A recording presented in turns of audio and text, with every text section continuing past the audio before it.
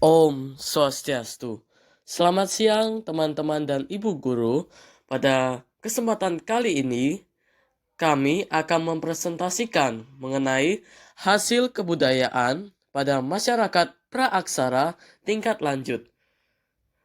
Dengan anggota berjumlah 7 orang, kami akan mempresentasikan beberapa topik sejarah yang akan dibahas.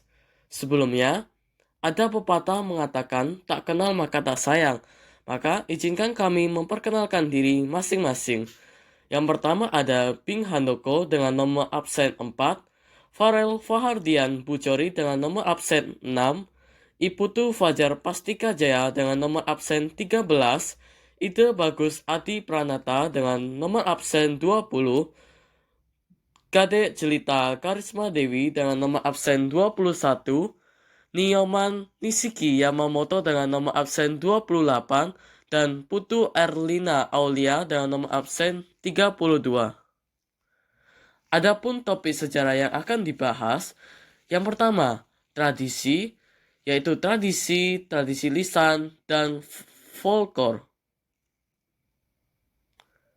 Yang kedua, yaitu adalah jenis-jenis folklore.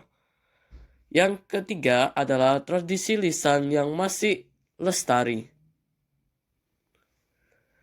Kebudayaan masa praaksara tingkat lanjut, masyarakat Nusantara sendiri mulai perlahan-lahan membentuk semacam pandangan hidup atau filsafat hidup di tengah-tengah mereka yang terjewantah dalam nilai-nilai etos, norma, sikap perilaku, dan ritual-ritual keagamaan mereka.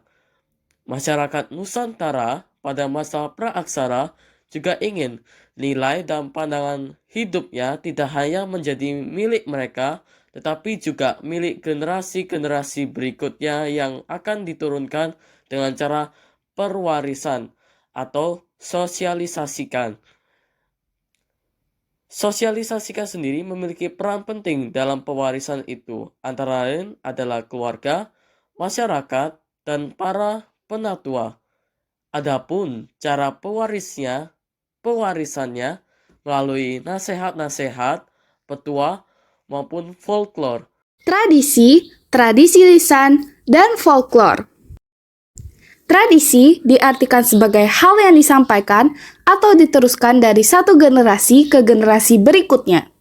Tradisi dapat berupa pesan atau kesaksian yang disampaikan melalui ucapan, dongeng, nyanyian, pantun, cerita rakyat, nasihat, dan balada. Pada masyarakat praaksara, penyampaian tradisi di masyarakat dilakukan dengan cara bertutur atau berbicara secara lisan yang dikenal sebagai tradisi lisan. Adapun tradisi tersebut terangkum dalam folklore.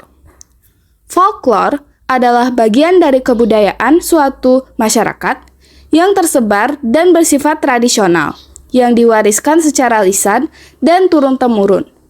Kebudayaan di Nusantara memiliki banyak folklore. Berikut adalah ciri-cirinya.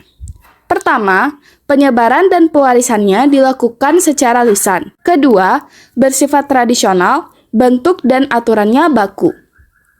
Ketiga, bersifat anonim. Keempat, memiliki gaya bahasa yang suka melebih-lebihkan. Kelima, menggunakan kalimat pembuka dengan kata-kata menurut empunya cerita dan menutupnya dengan demikianlah mereka hidup berbahagia selamanya. Keenam, memiliki fungsi penting dalam kehidupan bersama dalam suatu masyarakat. Yang terakhir, merupakan milik bersama masyarakat pendukungnya. B. Jenis-jenis folklore. 1. Mitos. Mitos dari kata bahasa Yunani mitos, Inggris mitologi, adalah cerita prosa rakyat yang tokohnya para dewa atau makhluk setengah dewa yang terjadi di dunia lain pada masa lampau dan dianggap benar-benar terjadi oleh yang empunya cerita atau oleh penganutnya. 2. Legenda. Mirip dengan mitos, legenda adalah prosa rakyat yang dianggap oleh yang empunya cerita sebagai sesuatu yang benar-benar terjadi. Bedanya dengan mitos, Tokoh dalam legenda lebih bersifat duniawi. Terdapat beberapa ciri legenda, di antaranya A. Bersifat duniawi, artinya bertempat di dunia seperti yang kita kenal sekarang dan terjadi pada masa yang belum terlampau lama.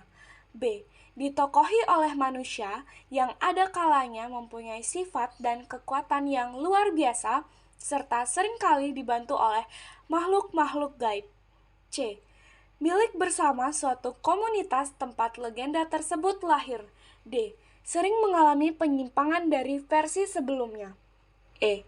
Diwariskan secara turun-temurun. F. Banyak mengandung ajaran tentang kebaikan dan kejahatan sehingga dapat dijadikan pedoman hidup. John Harold Brunford menggolongkan legenda menjadi 4 kategori yakni sebagai berikut. 1. Legenda keagamaan. Legenda keagamaan yaitu legenda yang berkisah tentang para pemuka agama. Contohnya, legenda mengenai Wali Songo. 2. Legenda alam gaib. Sesuai namanya, legenda ini berbentuk kisah yang benar-benar terjadi atau pernah dialami manusia sehubungan dengan makhluk gaib, hantu, siluman, genderuwo, gejala-gejala alam gaib, sundel bolong, dan sebagainya. 3. Legenda perseorangan.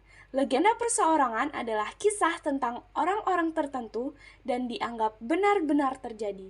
Contohnya, legenda mengenai cerita Panji dari Jawa Timur. 4. Legenda tempat atau lokasi. Legenda tempat adalah kisah yang berhubungan dengan nama tempat atau bentuk topografi suatu daerah. Contohnya, legenda Danau Toba di Sumatera. Yang ketiga, yaitu dongeng. Dongeng adalah cerita imajinatif yang diceritakan turun-temurun. Umumnya, dongeng tidak diketahui pengarangnya. Dongeng diceritakan terutama untuk hiburan, mengajarkan tentang baik buruk atau ajaran moral, dan bahkan sindiran. Dengan demikian, selain menghibur, dongeng juga merupakan sarana sosialisasi nilai-nilai yang berlaku dalam masyarakat. Yang keempat yaitu nyanyian rakyat. Menurut ahli folklore John Harold Brunford, nyanyian rakyat adalah jenis folklore yang terdiri dari teks dan lagu. Dalam nyanyian rakyat, kata-kata dan lagu merupakan satu kesatuan yang tak terpisahkan. Tidak semua nyanyian rakyat selalu disertai lirik lagu yang menonjol. Beberapa hanya menirukan bunyi alat musik atau bunyi-bunyian tertentu. Selanjutnya yaitu upacara. Upacara merupakan rangkaian tindakan atau perbuatan yang terikat pada aturan-aturan tertentu seperti adat istiadat, agama, dan kepercayaan. Contohnya adalah upacara penguburan, mendirikan rumah, dan lain-lain. Nah, setidaknya ada 2 tips yang diadakan, yakni sebagai berikut. Yang pertama, berterima kasih kepada kekuatan-kekuatan yang diyakini telah memberikan perlindungan dan pertolongan, serta menghindari amarah kekuatan-kekuatan itu. Yang kedua, memperkuat keberadaan dan pengakuan akan peran kekuatan-kekuatan itu dalam kehidupan sehari-hari masyarakatnya. Tradisi lisan yang masih lestari. 1. Wayang.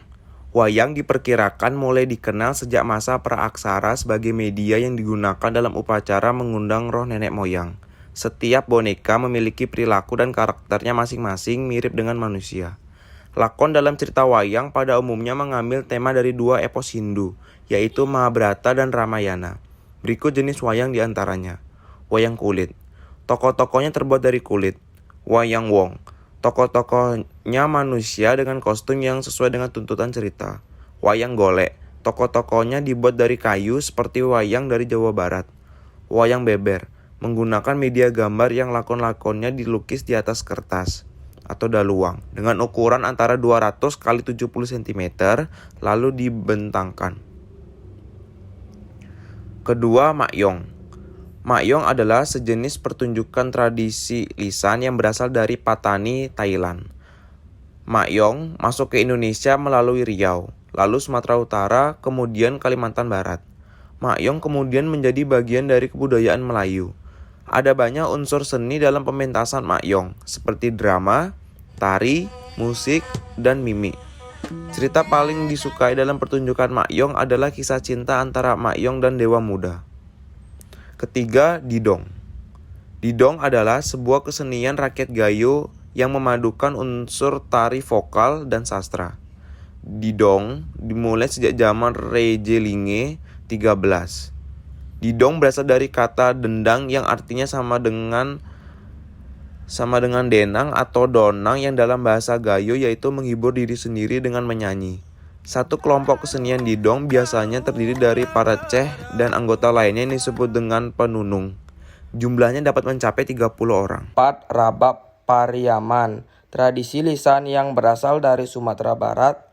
Rebab adalah jenis alat musik gesek yang menggunakan tempurung kelapa, bambu dan diberi kayu. Cara menyembunyikan dengan dipetik dan dimainkan dengan busur gesek. Nah, untuk yang terakhir ada Tanggomo.